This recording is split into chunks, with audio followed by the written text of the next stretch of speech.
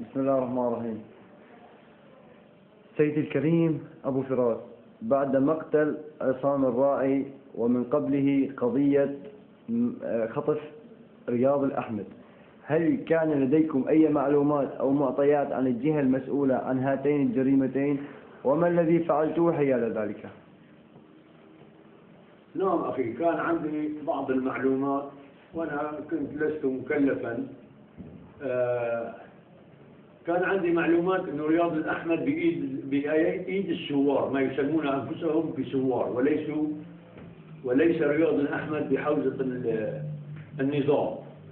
وكنت أستنتج أنه لو كان بإيد النظام ما صبر كل هذه المدة، كان عرضه على شاشة التلفزيون لرفع معنويات الطائفي تبعه أنه نحن أي ضابط بنحسن بنجيبه من برا وكذا. لكن أنا قعدت مع أخ بتركيا وأكد لي، مو شبه يعني أكد لي أنه هو موجود في منطقة ليست في منطقة جبل الأكراد، قريبة منا.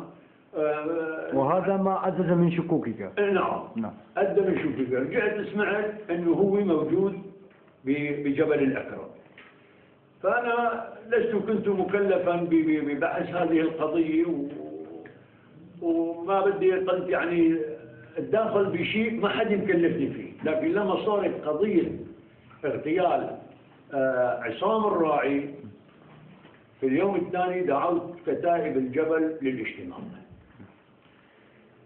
فلبت الكتائب كلها بما فيها أكراد ومن المدينة، من ريف ومن المدينة. فسوينا اجتماع وتم تشكيل اللجنة، وكلفنا بكشف مقتل عصام الراعي. ساقتنا إلى من الذي كلفكم بتشكيل اللجنة؟ نحن اقترحنا، كنا مجتمعين. أيوة. اقترحنا تشكيل لجنة وتقصي الحقائق.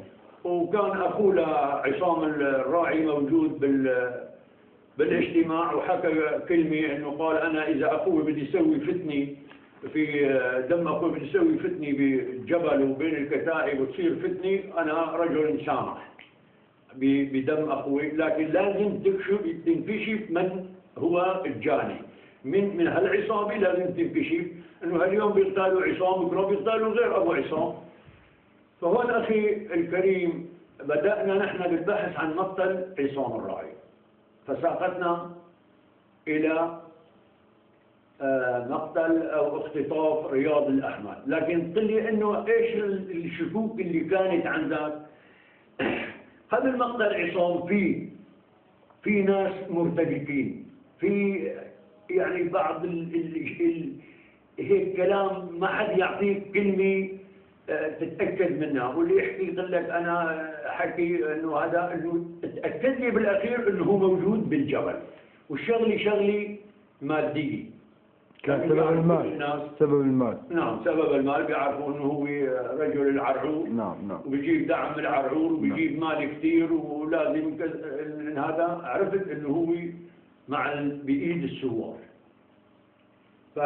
ماذا فعلتم حيال ذلك بعد أن علمتم بأنه بيد الثوار؟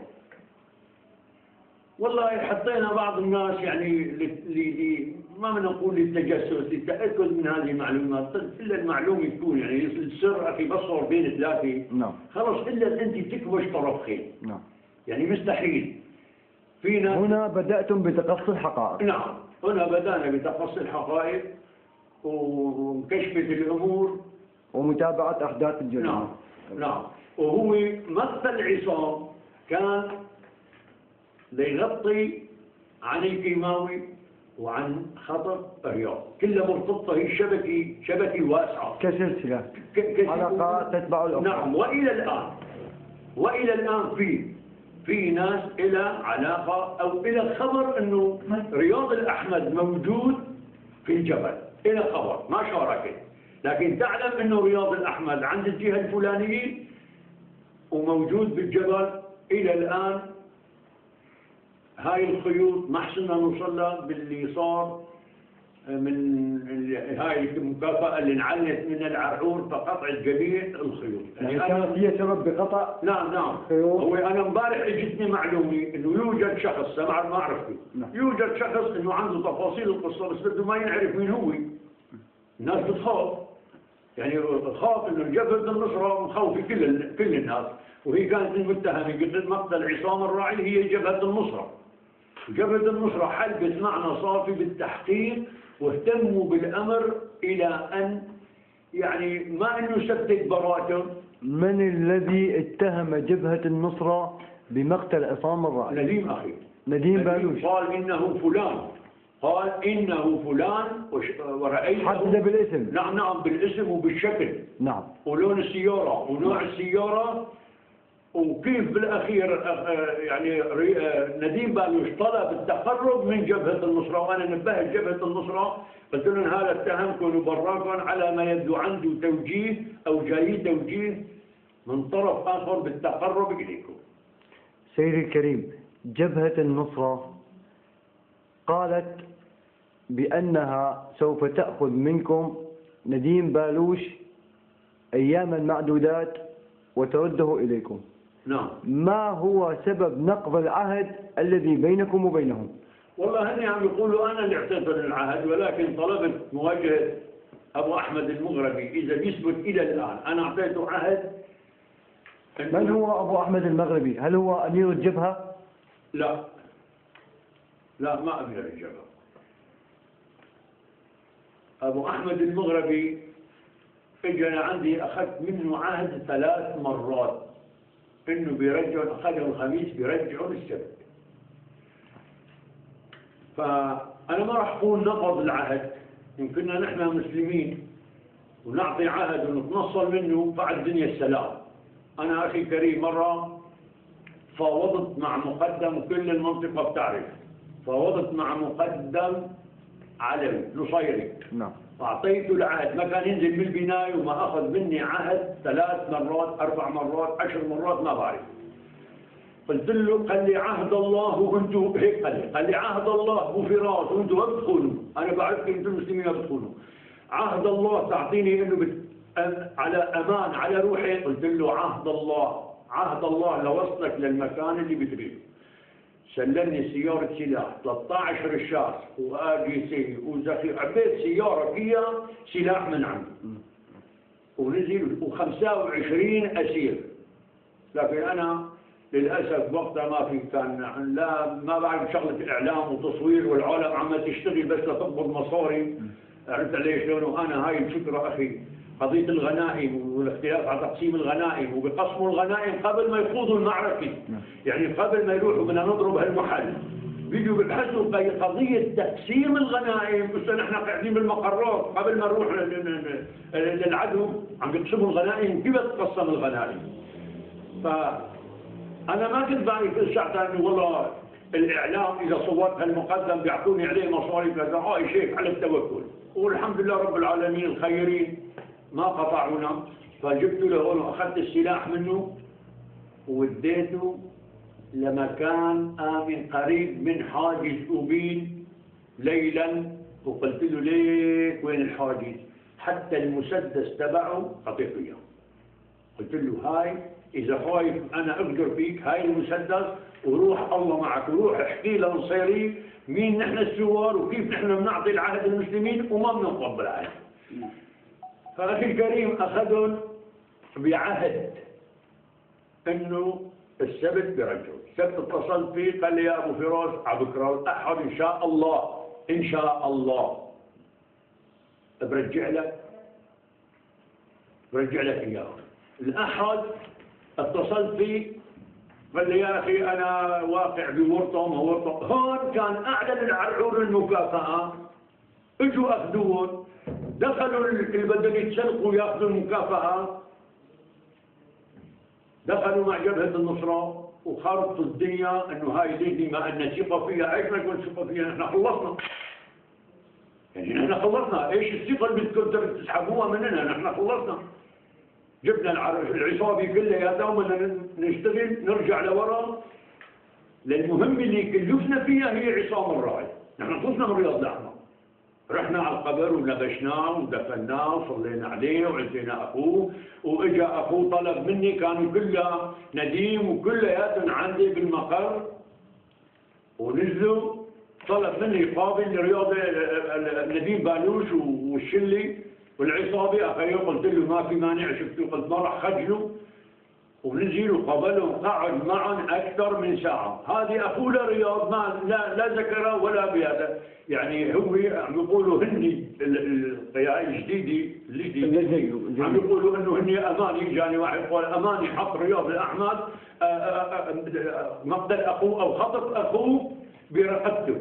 طيب ايش هو اللي حطه برقبتك؟ ما نحن كمشنا الجنات وليكن الجنات كانوا عنا، يعني ايش الاماني اللي انت بدك تكملها؟ اماني انك بدك تحيي له اياه؟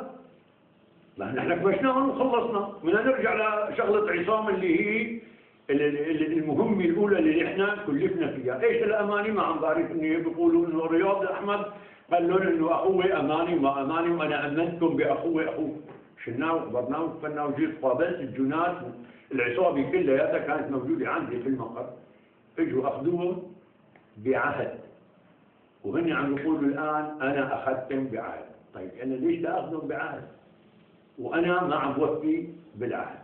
لكن أخي بعد كل المشاكل هاي اللي صارت، بعد إعلان العرعور عن المكافأة، أنا مسامحه للعرعور بالمكافأة، وما بسامحه للعرعور إذا بيدفع أي مكافأة أو بكافئ أي إنسان ولو بالكلام، ما لم يتحقق من الذي قام بهذه المهمة، ومن الذي كشف هذه العصابة، ومن الذي ألقى القبض على هذه العصابة ويرجع وأنا بإيدي كنت أشتغل. وقت اللي كانوا مكاننا أنا حطيت الكلبجة بإيدي بحسام وريس المينا، بعد ما رحت على تركيا وجبت قلت لك الصور في اللقاء السابق، جبت الصور وصار عندي شيء مؤكد انه فلان وفلان وفلان. انا حطيت الكلبجة بإيدي بدياته، انا كلبشته، انا هذا الرجل. إلا أن هنالك عدة جهات حاولت تبني هذه العملية. نعم. نريد منك أن توجه رسالة إلى فضيلة الشيخ عدنان العرعور لتوضيح هذه الصورة. نعم.